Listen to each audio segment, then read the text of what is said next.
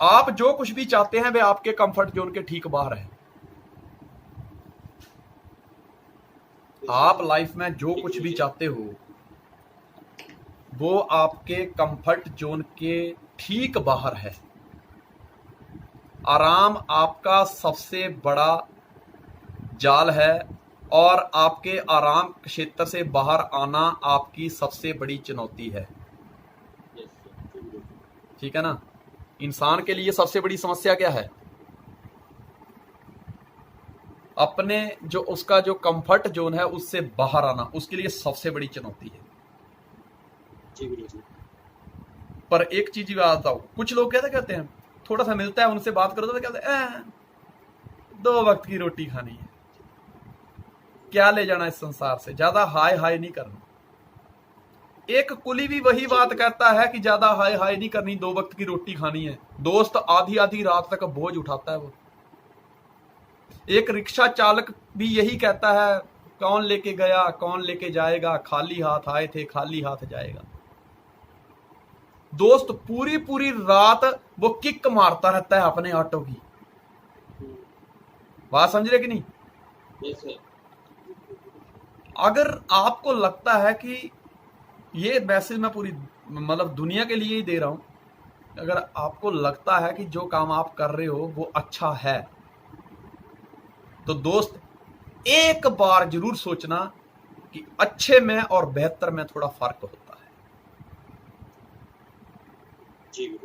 अगर आपको बेहतर चाहिए तो अच्छे का त्याग करना पड़ेगा और जितना जल्दी त्याग करोगे उतना ही जल्दी बेहतर आपको मिलेगा। क्योंकि हमारा जो जीवन है ना वो संयोग से अच्छा नहीं होता, ये बदलाव से ही बेहतर होता है। जिम रोहन ने ये बात कही है कि हमारा जीवन जो है वो संयोग से अच्छा नहीं होता, ये बदलाव से ही बेहतर होता है। कंफर्ट जोन वो जगह है जहां सपने दम तोड़ देते हैं। अगर थॉमस एडिसन अपने घर में ही बैठा रहता तो दोस्त ये जो आज बल्ब का आविष्कार हुआ है ये कभी नहीं होता, ये सपना ही रह जाता लोगों के लिए, दम तोड़ देता है। ठीक है ना। धीरू भाई अंबानी 500 रुपए में नौकरी कर रहा था पेट्रोल पंप पे। अगर वो भी कंफर्ट जोन में चला जाता कि छोड़ो यार चल रहा है ना, ज्यादा हाई हाई नहीं करने का, तो दोस्त आज रिलायंस जैसी इतनी बड़ी इंडस्ट्री जिसने लाखों लोगों को रोजगार दिया है, हिंदुस्तान की एक बहुत बड़ी कंपनी जिससे हिंदुस्तान का नाम रोशन होता है, वो सपना वहीं का वहीं दम तोड़ देता अगर धीरू भाई अंबानी फैसला नहीं लेता। एक अंडा होता है, अंडा मुर्गी जब उसके ऊपर बैठती है तो दोस्त उसमें एक चूजे की आवाज आती है ठीक 22-23 दिन के बाद, चू चू चू चू चू की, और अंदर से वो चूजा जोर लगाता है और उस खोखले को तोड़ता है। जिस खोखले में वो सुरक्षित महसूस कर रहा था उसको तोड़ता है, तभी वो दुनिया देख पाता है। जहाज जो होता है वो बंदरगाह पर खड़ा रहे तो कभी डूबने का डर नहीं होता, लेकिन वो बंदरगाह पर खड़ा रहने के लिए नहीं बना। सच्ची आत्म खोज वहां से शुरू होती है जहां हमारा आराम क्षेत्र समाप्त हो जाता है। सच्ची आत्म खोज वहां से स्टार्ट होती है। इस पृथ्वी पर एक मेंढक और एक इंसान, ये ऐसे प्राणी हैं जो समय के साथ अपने आप को एडजस्ट करते हैं। जी गुरु जी।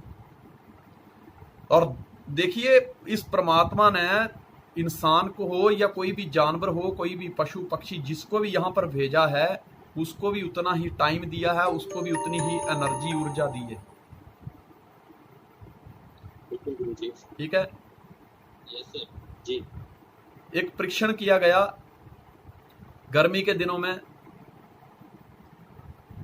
एक बर्तन में ठंडा पानी डाला गया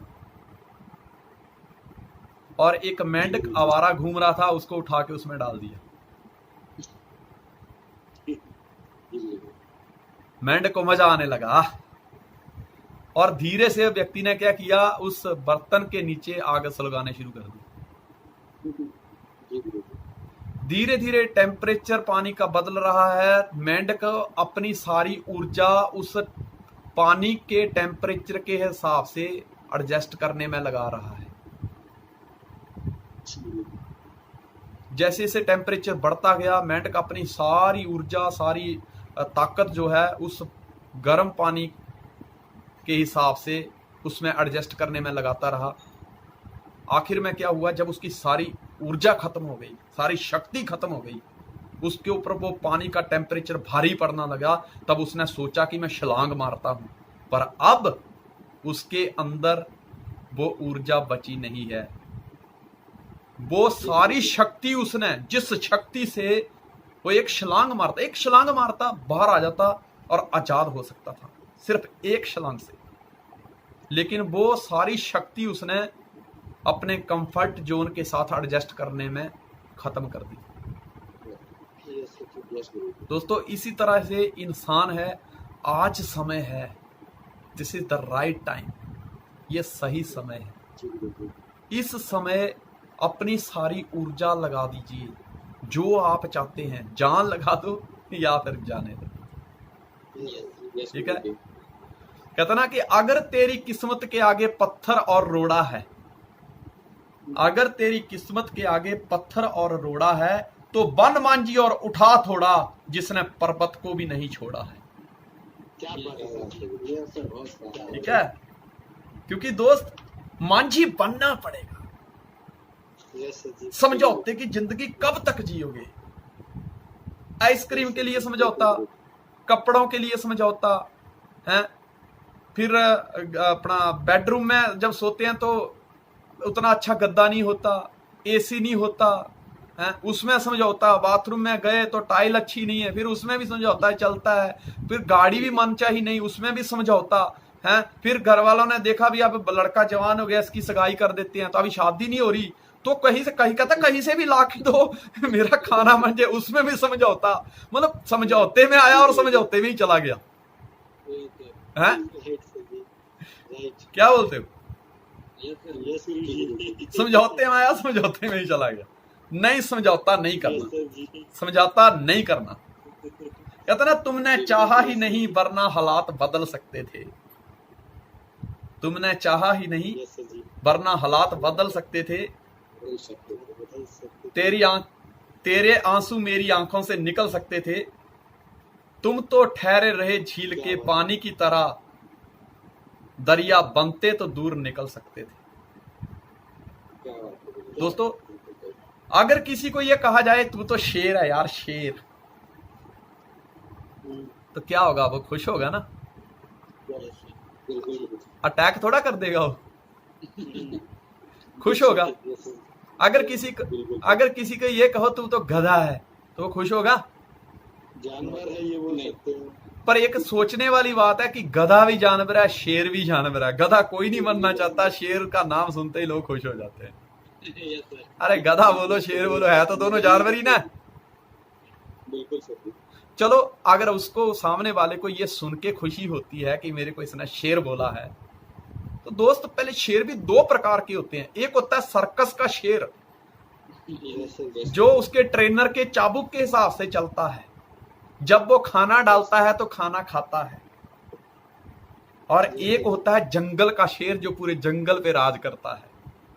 यस सर। बिल्कुल सर। यस सर जी। हैं? अब देखना ये है कि तुम शेर सुनते खुश होते हो, तुम्हें अच्छा लगता है, तो अपने आप से आईने के सामने खड़े होकर सवाल करिए कि क्या मैं अपनी मनचाही जिंदगी जी रहा हूं, यस सर। या मैंने अपनी मनचाही जिंदगी जीने के लिए कोई कदम उठाया है, कुछ आज मैंने सीखा है उसके लिए। Yes sir. मैं जान लगा रहा हूं या जाने दे रहा हूं?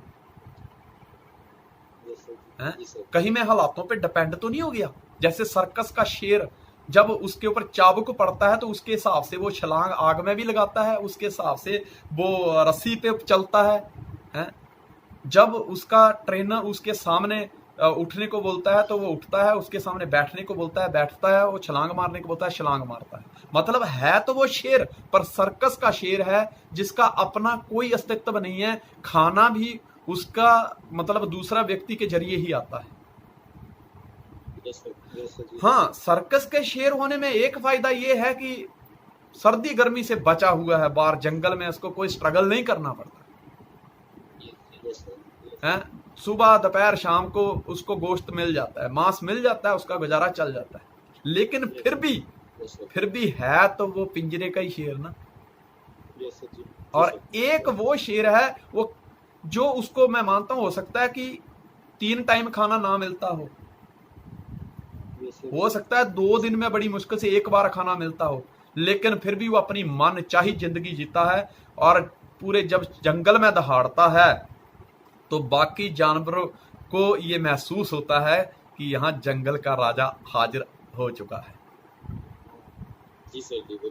ठीक है, तो मेरा मानना यह है कि सर्कस के शेर बनने से अच्छा है, अगर आप चाहते हैं कि मैं जिंदगी में अपनी एक जिंदगी मिली है, मैं इस जिंदगी में एक राजा बनना चाहता हूं, तो राजा आप बिना संघर्ष किए नहीं बन सकते। सही बात है सर। यस सर जी। जो भी आप चाहते हैं, आपको अपना कंफर्ट जोन को तोड़ना होगा, उससे बाहर आना होगा। जब तक उससे बाहर नहीं आओगे तब तक आप जिंदगी में आगे नहीं बढ़ सकते। नहीं बढ़ सकते। यस सर जी। एग्री हो? Yes sir. यस गुरु जी।